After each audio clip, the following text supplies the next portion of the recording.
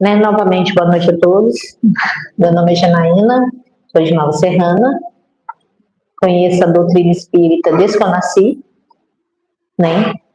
E trabalho no grupo Espírita Caminho Verdade de Vida e tive o grande prazer de conviver durante muitos anos como uma irmã de coração, a Maria Aparecida Barcelos, que é ativa, né?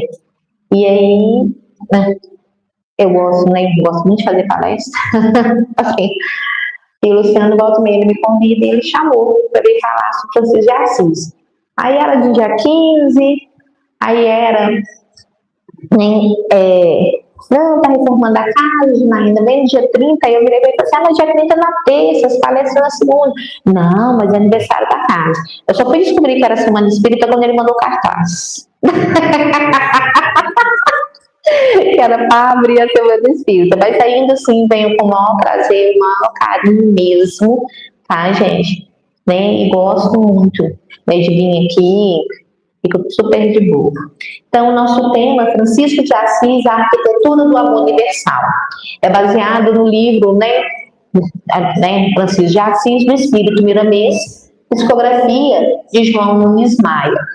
É maravilhoso esse livro, quem não leu ainda, indico, vale super a pena. Então, nós tínhamos um problema no século XII.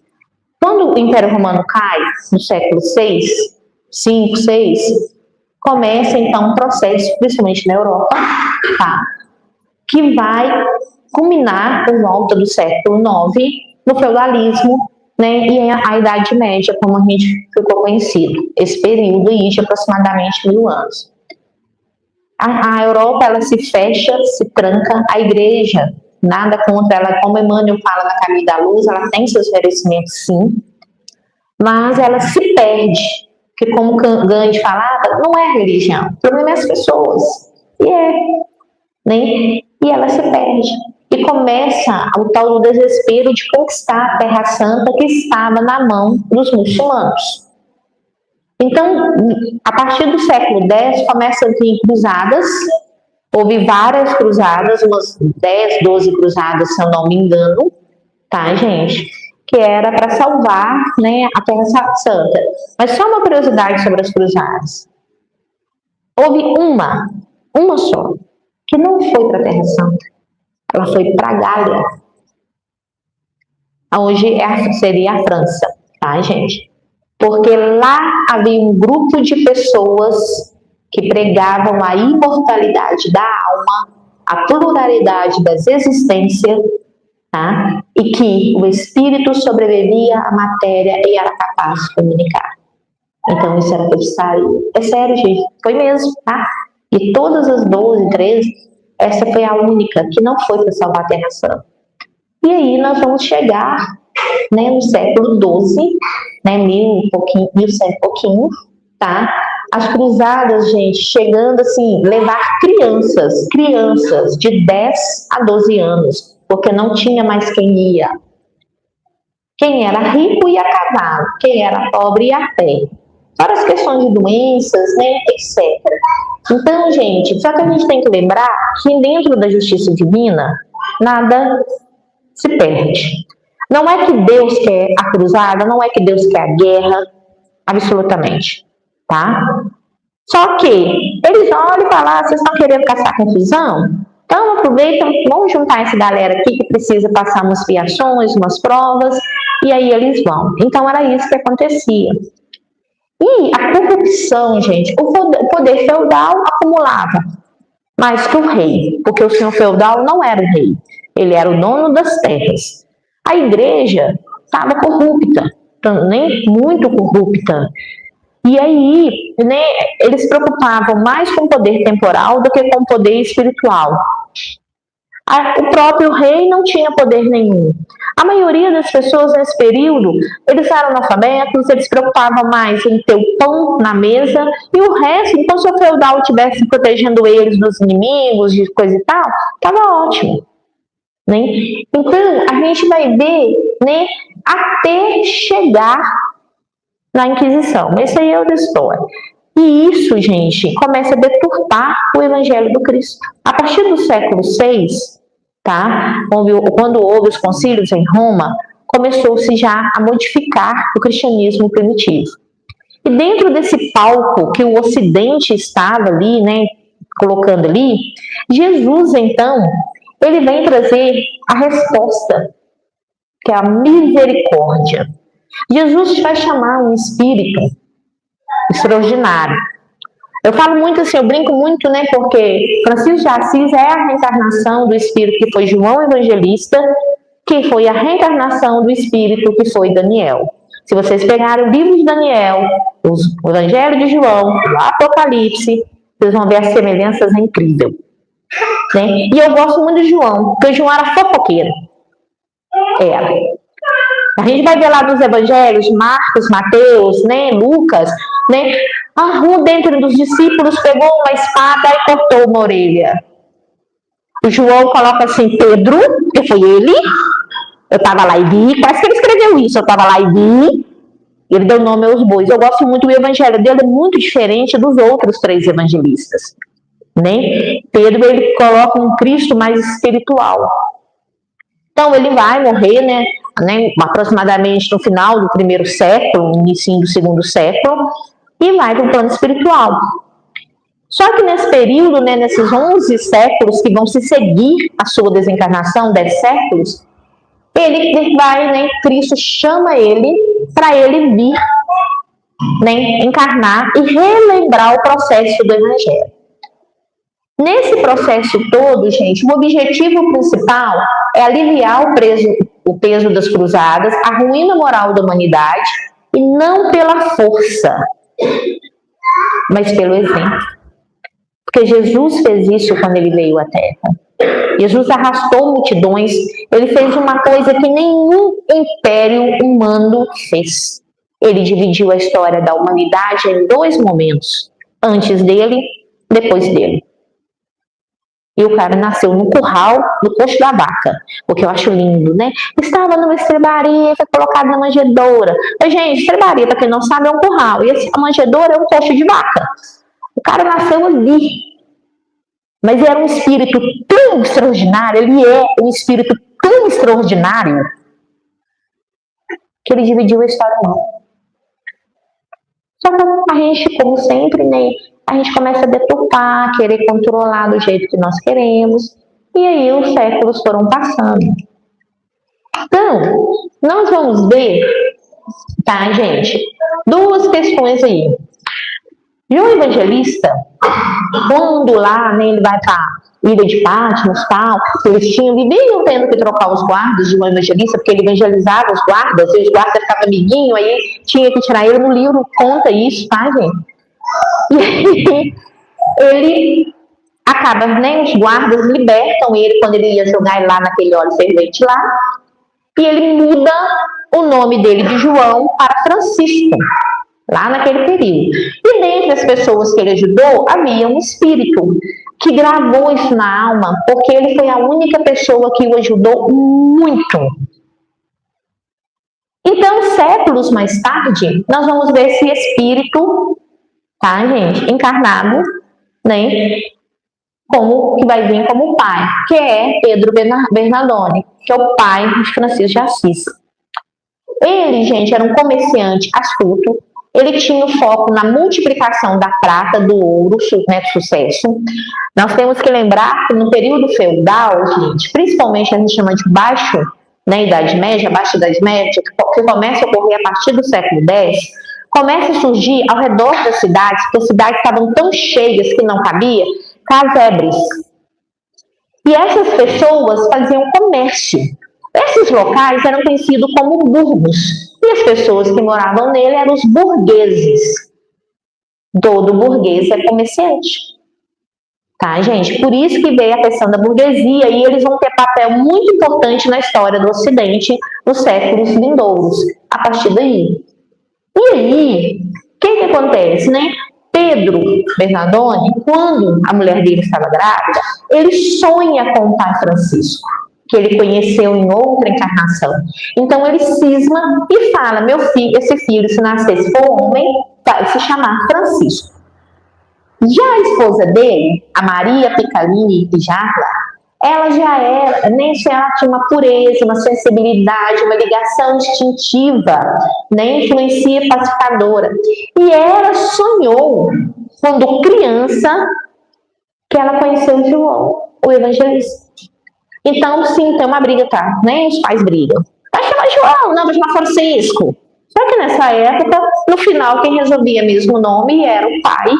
Então, nasce na cidade de Assis o espírito e ganha o nome de Francisco. Né? Tá dando pra entender, gente? E aí, nós vamos ter que fazer uma desconstrução aí em relação, né? Esse aqui é um processo, a gente vai falar sobre ele mais calmamente, do ego, que é a preparação do vaso, o vaso escolhido, né? Por que que Cristo ele chama João? Porque de todos os evangelistas, todos os discípulos, ele foi o que melhor compreendeu a Jesus. Né? A gente sabe que Judas virá depois como Joana d'Arc, a gente sabe de algumas outras que encarnam logo depois, nesse mesmo período aproximadamente, mas precisava de um espírito que entendesse a luminosidade do Evangelho e que tivesse uma alma livre, o que é o caso desse espírito. Então, ele vai ter que fazer essa desconstrução, por quê? Porque primeiro, ele nasceu riquíssimo. O pai dele era um burguês com muito dinheiro. Então, ele na juventude, ele vivia vida de luxo, serestas, né? Ele não gostava muito das mentiras, nunca foi muito afim de mentiras, né? E também ele falava que o pai, para ganhar dinheiro, ele usava qualquer meio, ele vivia discutindo com o pai dele, porque a natureza dele já falava isso. Só que ele estava encarnado, né? Vivendo ali, né? A boa vida. Aí, ele resolve se alistar nas cruzadas. Gente, sério, ele foi para as cruzadas, ele ia para as cruzadas. Ele se alista para ir para as cruzadas, só que acho que a espiritualidade deve ter falado assim, meu Deus do céu, corre lá, pelo amor de Deus, porque ele não veio para isso. Ele não encarnou, não foi para isso. Corre! Porque ele não chegou a sair da Itália, ele foi preso. Ele ficou na prisão. Porque ele não podia. Não era esse o ponto principal da tarefa dele. E na prisão, tá, gente, né, que ele vai conhecer um grande amigo, né, chamado Shaolin, que é o espírito miramês. E ele não tinha muito o que fazer na prisão mesmo, entregava para ele a Bíblia, então ele resolveu ler a Bíblia. Ele leu a Bíblia todinha, estudou ela todinha. E quando ele chegou nos evangelhos, a luz acendeu. E aí, né, ele fica ali e ele coloca, né, ele consegue compreender que matar não é solução e destruir é muito pior. Eu sempre fiquei invocada, né, nas histórias dos heróis, vilões, porque eu nunca consegui entender a lógica dos vilões. Vou destruir o mundo. Beleza, você vai dominar o quê? Todo mundo morreu, o mundo morreu, e aí? Não tem lógica. E, por fim, os anos vai passando, ele vai morrer por tuberculose, o corpo definha, limpa as toxinas, né, do orgulho e está separando os canais da intuição. Então, vamos lá. Então, nós vamos ver, gente, que auxilia a igreja que está enfraquecendo nos seus mais sagrados pilares. E eu estou onde quase ninguém me busca. Era a voz do Cristo que ele escutou. Isso aí está no livro, tá, gente? Por isso que tem essa passagem aí. Então, né, nós vamos ver que a igreja, nesse período, gente, ela estava assim, decadente e ela só vai piorar nos séculos seguintes, até a reforma protestante, tá? Ela é a camada externa, que é a matéria. Então, assim, a pedagogia do trabalho humilde, pedindo esmolas, matando o orgulho nobre. Porque Francisco de Assis, ele começa, quando ele vai fazer o seu ministério, né, ele vivia de esmolas. E começa várias pessoas seguindo eles. Eu gosto muito de todos os santos católicos, né? O que eu mais gosto é o Francisco. Eu acho ele extraordinário. Acho mesmo. E aí ele vai trabalhando aquilo ali, né, devagarinho, vai construindo todo o seu processo, né, do trabalho que ele tinha que exercer, O Shaolin, que é esse amigo que ele conhece, que é esse espírito, ele começa junto com ele, mas depois ele descobre que ele queria casar. Então Francisco fala com ele, vai casar então, filho, meu filho, vai cuidar de família, né? Mas eles eram muito amigos mesmo. E a camada interna, que era a reconstrução moral do cristianismo. Gente, nesse período, a simonia, o que era isso? Infelizmente, né, a gente sabe que não é todos, quando a gente fala assim, é generalizando, né?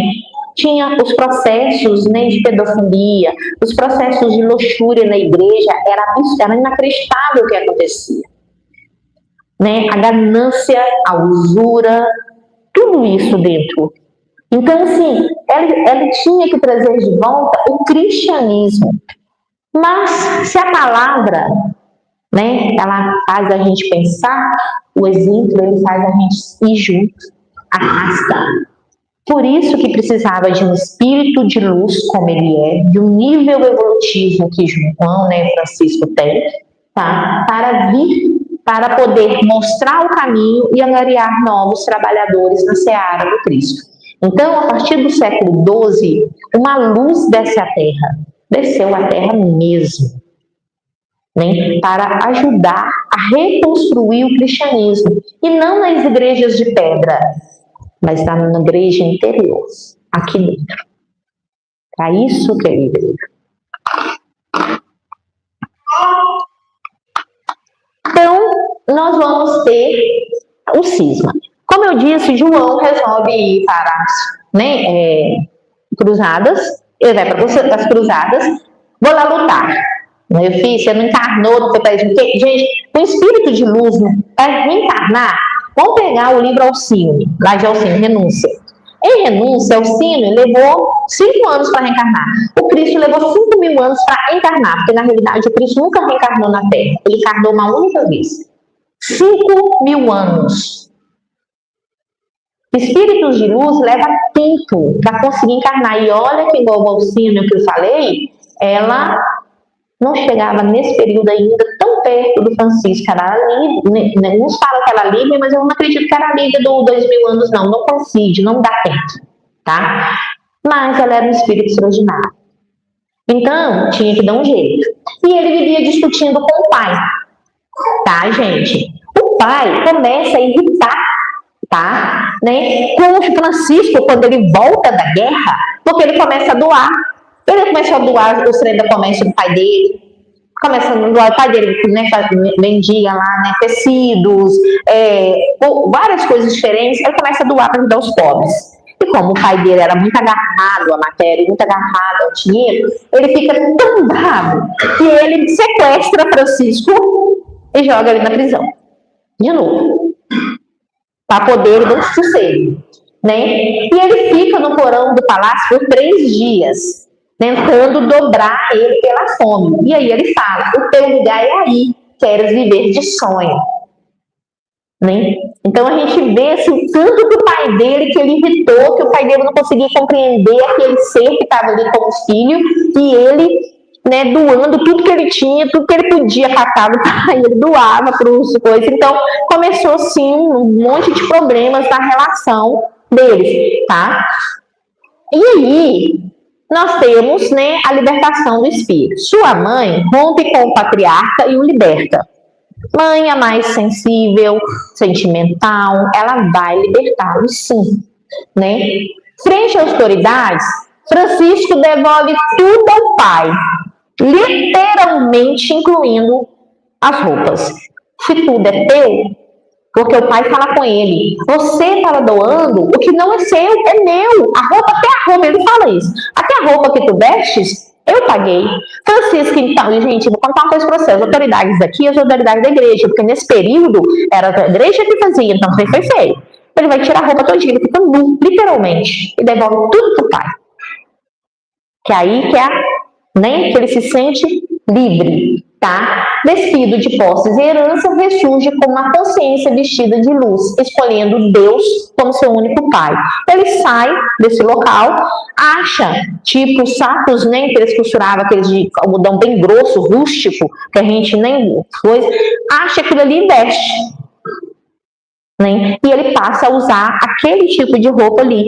Ele não usava aquele tipo de roupa para parecer bonita, simplesmente porque ele queria abandonar mesmo material. E ele estava sem roupa, e ele precisava vestir roupa. Então, aquilo, né, pegou uma corda, amarrou para segurar aquele saco no corpo dele e foi começar o processo, né, de evangelização pelo exemplo. Então, nós temos o modelo operacional, tá, gente? Então, nós temos a fricção. Francisco pede pedras ao rico sacerdote. O padre tenta vendê-las. E aquilo incomoda ele. Né? Ele tinha lido o Evangelho, ele tinha estudado, ele vivia estudando o Evangelho. Né? Então, como assim? Né? Aí veio a culpa. O sacerdote, atormentado pela consciência, ao ver a alegria de Francisco no trabalho braçal. Próprio Francisco, gente, ele falava com tanta doçura, com tanto sentimento, com tanta humildade, que quando ele conversava com as pessoas, quando ele dava as costas, e ele não falava para ofender, magoar, se achar melhor, não. As pessoas se sentiam envergonhadas. Esse era um processo que sempre repetia nas ações de Francisco. O tempo todo se repetia esse processo. Como ele tinha a consciência tranquila, né, ele não percebia, ele agia simples. E aí a gente tem a renúncia, abandona o conforto, dorme na palha com escravos e junta seu trabalho. Então a gente vai ver que o padre aí, gente, ele para pensar e ele começa a rever a sua vida. Por que ele virou padre? Né? Ele começa a analisar. Porque uma coisa interessante, gente, que Francisco nunca deixou de ser católico, tá? É muito interessante porque ele não era, só que ele entendia a missão do Cristo diferente. Então ele começa, o padre, a repensar a sua postura como sacerdote. Então, uma sociedade baseada no suor do rosto, sem hierarquia baseada no outro. Desprendimento sem miséria. Uma coisa é ser miserável. Tá, gente? Outra coisa, né, é você tentar viver de forma simples. É diferente. Porque o povo acha que tem que viver na rua, na miséria e tal. E não é bem aí que toca as coisas. Né? Vem convivência e liberdade com responsabilidade. Tem uma música do Legião Urbana chamada Vamos Fazer um Filme, que ele fala um negócio assim: ser livre é coisa séria. E é. Ser livre é quando a nossa consciência ela não nos acusa de nada. Lembremos que os espíritos respondem a Kardec que toda a lei está escrita na nossa consciência. Por isso que quando a gente reage de uma forma inadequada, começa, né, a vozinha interior falando conosco. Então a gente vai ser com liberdade. E isso daí, gente, ele vai conseguir chegar, reunir aí 200 mil espíritos, inclusive Antônio de Pádua, que era outro que veio, enquanto Francisco pegava mais ao leste da Europa, Antônio de Pádua vai nascer lá em Portugal, no mesmo seio que João veio, né? Francisco veio à Terra e começa o trabalho dele. Né? Então, só que Antônio de Pádua, ele se identifica com as ideias de Francisco de Assis, porque eles eram espíritos afins, e então ele vai trabalhar dentro do mesmo sistema ali. E aí, nós vamos ter a questão de Clara, tá? Francisco, então, conhece Clara, né? Espíritos, né, com afinidades de longas eras, de longas encarnações, outras encarnações, eles se reconhecem, o amor transborda. Só que os dois compreendem que o verdadeiro amor, para eles, tinha que ir para o próximo. Eu tenho até dois priminhos, são gêmeos, eles chamam Francisco e Clara. Né? E o Francisco, nossa senhora, ele é 330, e a Clara, a boca aberta, como minha irmã né? E aí nós vamos ver Francisco que renuncia a nobreza para quebrar as amarras do orgulho masculino medieval. A mulher medieval, ela não era totalmente boba, mas, como sempre, ainda era sempre subjugada, sempre colocada de lado. tá? E enxerga a humanidade como a sua família. Clara reconhece no sermão dele na igreja de São Rufino. Renuncia à juventude palaciana para viver o desapego. O irmão Sol e o irmão Lua é considerado Francisco e Clara. E os dois vão trabalhar juntos na construção, né, dessa luz aqui no planeta Terra, nesse período de trevas, porque eram muitas trevas, tá? E aí, eles abandonam o casamento restrito em favor de uma família cósmica infinita, células ativas da grande semente de Deus. É interessante no livro, porque começa a reunir um monte de gente ao redor dele. Perdão. E aí, gente, deixa eu só tomar água aqui.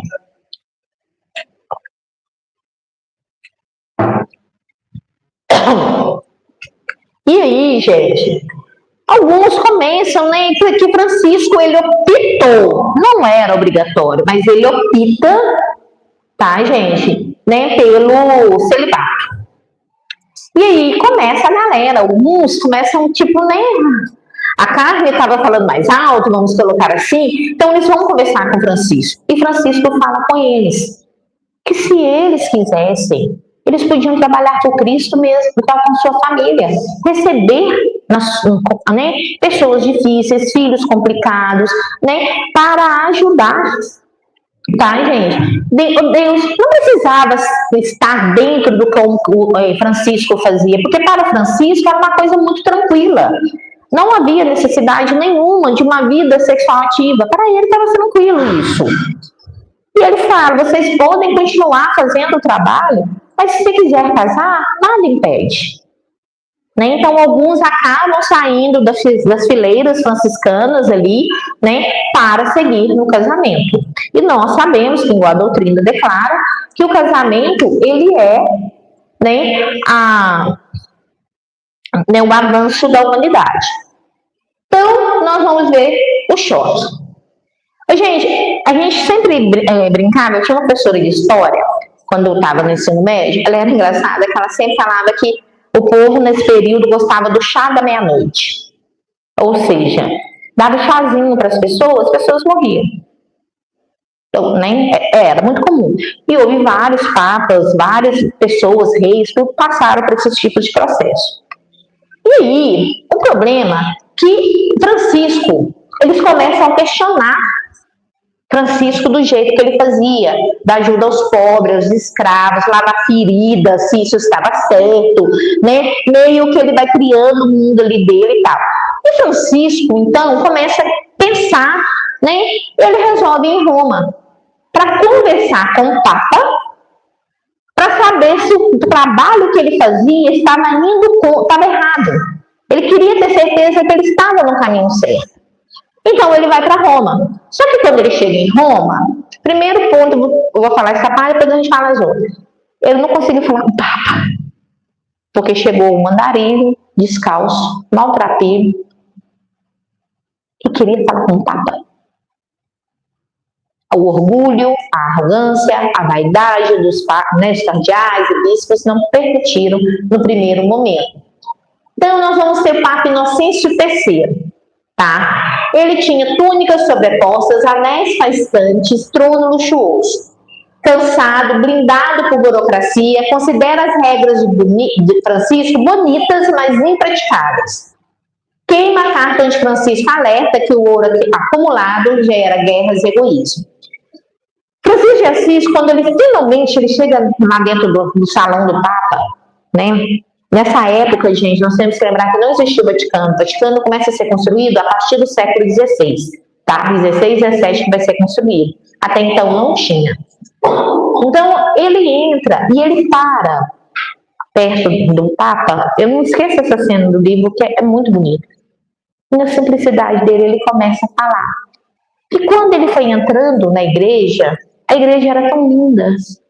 Tudo aquelas, né, pinturas, aquele ouro, aquilo tudo adornando o templo para honrar Jesus. E ele vai e fala que Jesus devia estar tão feliz, mas ele, como humano, como, né, egoísta, ele fala desse jeito, gente, ele se sentiu triste, Porque ele ficou imaginando que todo aquele ouro podia ajudar os filhos deles que estavam passando fome, lá na terra dele de Assis.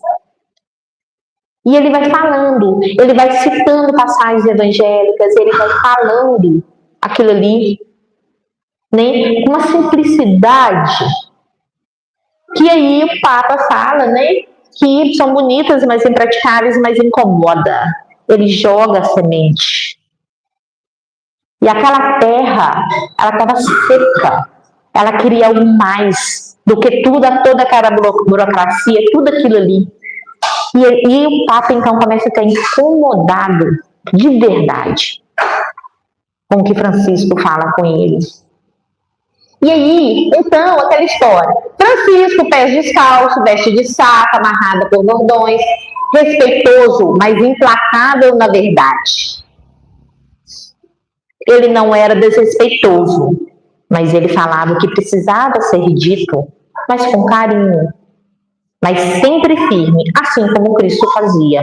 O Espírito aí, ele lembrava como Cristo fazia, né? Pede apenas o direito de viver a sua pobreza com dignidade, porque questionaram como ele vivia na pobreza, implicaram porque ele era pobre, como é que ele ia cuidar dos outros, porque ele andava, né, daquele jeito que ele andava. Olha, gente, nós fazemos isso até hoje, tá? Infelizmente, fazemos, né? Implicaram, por isso é um dos motivos que ele foi a Roma, porque ele queria saber. E ele deixa Roma em silêncio, tá? Após a recusa inicial, confiando o destino ao tempo. E o destino vem. O Papa se toca, que incomoda, que ele vai, né? Que ele começa a renunciar a um monte de coisas. Ele estava pensando em fazer uma nova cruzada, ele desiste dessa cruzada, ele começa, né, a passar mal ali, aquele monte de coisa. E aí aquelas pessoas que gostavam, né, da riqueza, gostavam de tudo que o Papa, né, que representava e trazia para os bolsos, novamente, eu não estou falando de todos, mas infelizmente era uma maioria, começam a achar que o Papa tinha enlouquecido depois da visita daquele Francisco. E começam a decidir que tinham que mudar de Papa. Isso era muito comum, tá, gente? Era muito comum mesmo. Então começa o processo dos chazinhos, devagarinho, né? Todo dia à noite, tá?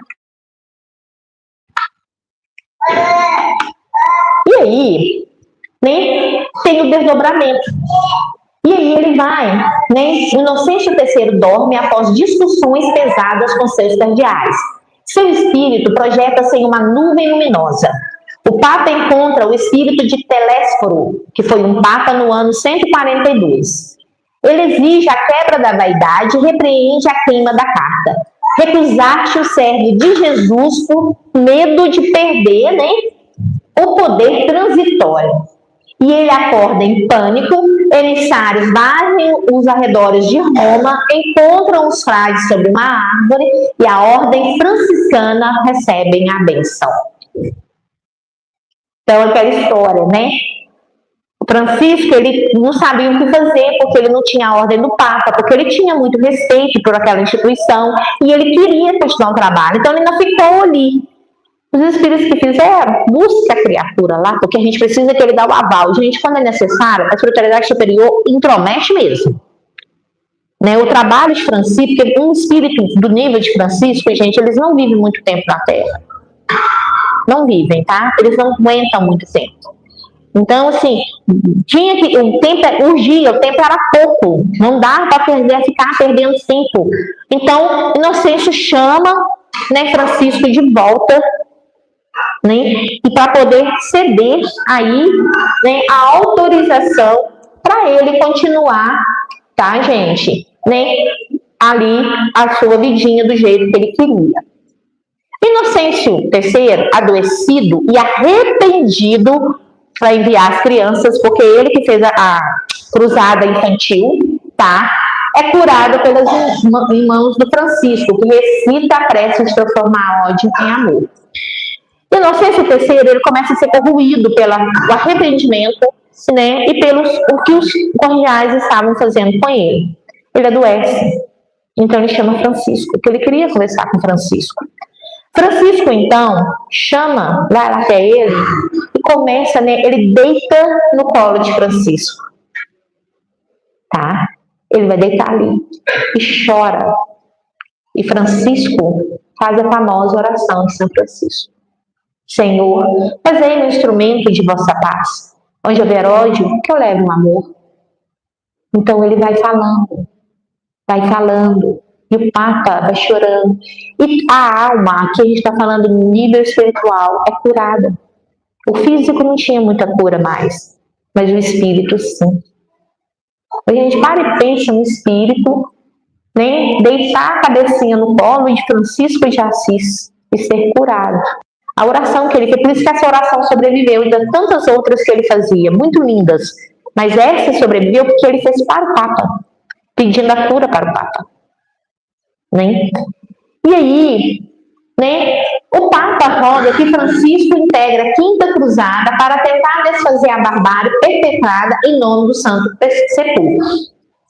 A cruzada militar é esmagada no fronte. No entanto, Francisco cruza as linhas inimigas totalmente desarmado. Ele vai, gente. Só que dessa vez ele não vai como lá no início, porque eu estou querendo para a cruzada, não tem nada que fazer. Não. Ele sabia exatamente o que ele tinha que fazer. A visão dele em relação às cruzadas era outra, completamente. Né? E através do puro amor magnético, cura uma chaga crônica no braço do sultão Meleque El-Kamel. O líder silencia encantado. Este homem é um enviado de Alá. Ele vai bater papo com o sultão, que na época estava lá, e consegue parar a cruzada. Um único homem, mas vestido de amor. Como Jesus falava, né? O amor, a fé, move tudo, gente. Então, ele vai fazer isso. Né? Ele vai construir esse respeito. Porque a questão maior dos muçulmanos em relação aos cristãos era o seguinte: os muçulmanos, Maomé, tinham estudado os evangelhos. E Maomé falava que Jesus tinha sido realmente um grande homem. Só que tinha se perdido. E aí os muçulmanos falavam que a turma, né, os cristãos católicos, eles eram infiéis, porque eles não seguiam o próprio profeta. Eles criaram outros ídolos. Era isso que era o grande problema deles. Tá? E aí, gente, né, nós vamos ter a religião do amor universal, cidadania cósmica. Então, Francisco de Assis, ele aí ele volta satisfeito, né, começa com mais afinco no seu trabalho, né, então ele vai curar os paras, os rancenianos, ou seja, os leprosos. Né? Então, no hospital de Ribotorto, enquanto outros temiam, Francisco lavava as feridas pustulentas e beijava os doentes, mãos magnéticas que fechavam chagas instantaneamente. Né? Ele dava um passe e essas chagas eram fechadas. A comunicação elementar. A caminho de Áquila enxerga os elementais da natureza operando em simbiose no corpo de uma árvore gigantesca. Tem a história, né, que quando ele teve uma catarata, eles iam queimar. E Francisco, então, faz uma oração, porque ele viu, né, os elementais, os espíritos primitivos do fogo, dançando nas chamas, e ele pede que eles sejam carinhosos com os olhos dele, né, porque eles tinham um trabalho do pelo Cristo para ser feito. E aí no livro conta, né, que quando é queimada a catarata, ele não fica machucado. Né? E aí, a verdadeira religião de Francisco rompeu as cercas do humanismo medieval para abraçar a criação total. E aí, pede silêncio a milhares de meros estridentes com paciência. Ele queria falar. E os passarinhos, naquela gazarra, né, que os pássaros fazem, ele pede, faça um silêncio. Aí a gente lembra de João em Patmos. Ele não tinha muito o que fazer, ele parava na beira do penhasco e ia pregar para os peixes. Sério, tá, gente? Os cardumes enchiam assim ao redor. Porque no início desse livro, primeiramente, ele vai falar um pouco sobre a vida de João Evangelista. Tá? E eles param. Tem a história do lobo, né? Que atacava as pessoas. E ele vai lá. E ele consegue acalmar o lobo. Por isso que, com o passar do tempo, também Francisco ficou conhecido, né, como protetor dos animais. Né, porque o magnetismo dele, o amor, gente, os animais sabem. Eu vi um vídeo essa semana passada, na realidade. Teve aquele terremoto, né, terrível na Venezuela. E aí tem uma câmera no Aras, a mulher vindo com o cavalo, ela andando com ele. De repente o cavalo para. É muito interessante, gente. Ele derruba a mulher no chão e ele vai em cima da mulher. O mais interessante, ele não deitou em cima dela, ele ficou de joelhos quando tudo começa a cair ao redor por causa do terremoto. Gente, eu quase chorei na hora que vi a cena, porque foi tão assim, impressionante a cena do cavalo. E a moça, como tu me entendeu, ela ficou quietinha. E aqui eu fiquei mais impressionada. E na hora que começa a chegar mais perto, caindo, ele deita a cabeça em cima dela, da cabeça dela. E ele não deitou, ele ficou de joelhos, porque os cavalos, se ele deitasse, é um cavalo grande, um cavalo até muito bonito, né? É muito, muito pesado. E ele protegeu, isso é amor. Ele entendia que a tratadora dele amava ele. E isso, gente, também é um dos motivos que a gente está vendo princípios inteligentes começando o processo de despertar. Eles estão começando. E provavelmente, né, alguns milhares de anos, vai começar a encarnar em mundos primitivos, em corpos de primatas, para começar o processo evolutivo humano. Né? Então, nós vamos ver aí Francisco fazendo isso. O Calvário do Poveré, as chagas de Alberto. E aí Francisco, tá? Ele vai se retirar para o Monte Alberto, assim como João Evangelista fora para a ilha de Patmos. O isolamento na caverna na busca pela pureza máxima e contato espiritual ininterrupto. Em 15 dias de jejum absoluto em estado de êxito, tá? Né? Êxtase profundo, protegido a distâncias por seus frades. Ele materializa fisicamente as chagas do Cristo nas mãos, pés e peito. Recebe a dor aguda não como castigo, mas como um cântico de esperança, onde a dor se transforma em pura paz. Ele vai desenvolver, então, as chagas.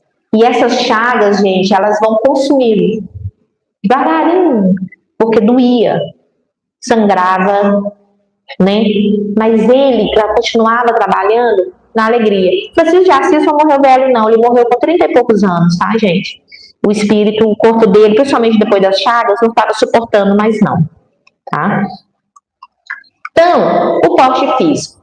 Riete Cortona. A peregrinação final em uma maca de madeira. Ele não conseguia mais andar. A cegueira estava voltando. Tá? Ele estava atacado por tuberculose. Ele tinha uma dor de cabeça que não passava. Nada fazia melhorar essa dor de cabeça dele, né? Quase cego e coberto de feridas. Cura um cego de nascença e recebe a lida de 3 cães que lambem as chagas. Né? Nós lembramos lá de Lázaro e realmente, gente, né, na saliva dos cães ali tem sim alguns tipos de bactérias que ajudam, né? Mas aí a gente tem que tomar cuidado. Ele, então, vive a paz, volta para Assis, visita os leprosos, curando pelo puro toque magnético, antes de se recolher definitivamente. E em 3 de outubro de 1226, o sol físico se põe.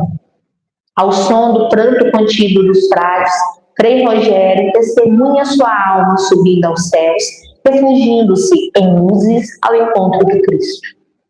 Jesus desce até a terra novamente, chama Francisco, ele sai do próprio corpo. Não foi Jesus que te cortou os seus últimos laços, foi Francisco. Ele ajoelha aos pés do corpo e beija as chagas do corpo, agradecendo aquele corpo por ter vivido, né, acolhido ele durante todo aquele tempo. E junto com Cristo, ele volta para as regiões espirituais. Né? Gente, essa parte aí do livro que conta essa passagem, eu chorei até. Eu choro quando o Senhor morre, eu choro quando o povo morre. Chorei. Né? E aí, nós temos o legado permanente de Francisco de Assis. A ação reparadora constrói a minha igreja. A reconstrução não ocorre atacando instituições imperfeitas, mas pelo magnetismo e autoridade de um exemplo pacífico e incontestável. Ele mostrou que o suor do próprio rosto, tá? Ele vai viver disso. Ele cura o egoísmo, entendendo que o acúmulo desnecessário cria divisões, cercas e inevitáveis guerras. Ele mostra isso. E ele quebra a exclusividade do afeto. Ele insere no amor que transcende a todas as criaturas, humanos marginalizados, animais, naturezas, como iguais perante a criação de Deus. Então, Francisco de Assis, gente, ele é uma das pessoas mais extraordinárias, por isso que eu gosto tanto dele, eu gosto mesmo. Eu acho ele doidinho, né? Mas ele foi realmente, gente, esse espírito, ele é extraordinário, né? Eu sei que nós ainda estamos caminhando para começar a agir como ele, mas a gente não pode desistir, não, porque nós vamos chegar lá, né? A evolução, todos nós estamos fadados a ela. Então, aqui é o exemplo, né, que nós temos que seguir. E aí eu pensei em trazer uma música e tal, lembrei da oração Francisco de Assis, mas eu resolvi trazer uma que chama João do Cristo. Ela é do grupo Verbos Diversos, tá, gente? Ela é uma música até difícil de cantar, porque o jogo que eles fazem, né, com as frases da música, mas essa música é maravilhosa. E prestem atenção na última frase que é dito na música, tá? O Luciano vai entregar, porque é com ela que eu vou encerrar a palestra, né? E a gente vai, né, considerar isso aí uma oração para nós. E enquanto ela entrega, eu agradeço muitíssimo o carinho de todos, o respeito, né? E que a gente possa fazer como Francisco, entender que todos nós pertencemos à criação divina. Muito obrigada, tá, gente? Um grande abraço. E que Jesus, Francisco de Assis, possa nos abençoar.